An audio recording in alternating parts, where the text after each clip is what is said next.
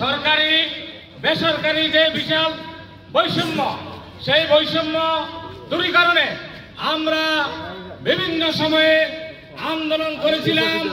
সরকারের তৎকালীন শিক্ষামন্ত্রী ডাক্তার দীপুমণি আমাদেরকে ওয়াদা দিয়েছিলেন, কিন্তু সেই ওয়াদা ভুলে গিয়েছেন এবং আমাদের একজন শিক্ষক নেতাকে চাকরি থেকে বহিষ্কার করেছিলেন।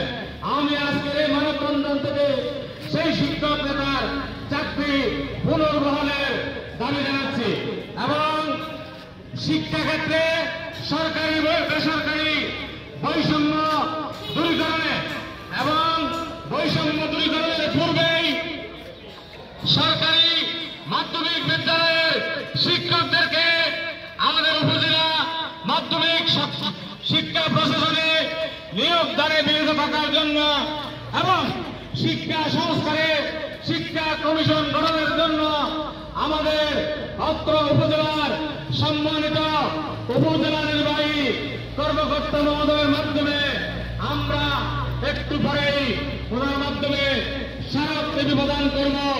আশা করি এই স্মারকলিপি যথাযথ কর্তৃপক্ষের কাছে যাবে এবং সেখান থেকে অনতি বিলম্বে আমাদের দাবি পূরণে বর্তমান অন্তর্বর্তীকালীন সরকারের মাননীয় শিক্ষা উপদেষ্টা মহোদয় প্রয়োজনীয় ব্যবস্থা গ্রহণ করবেন।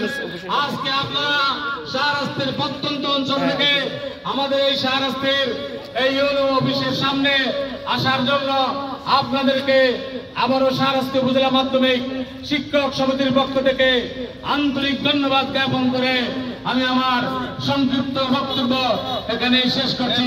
আল্লাহ হাফেজ।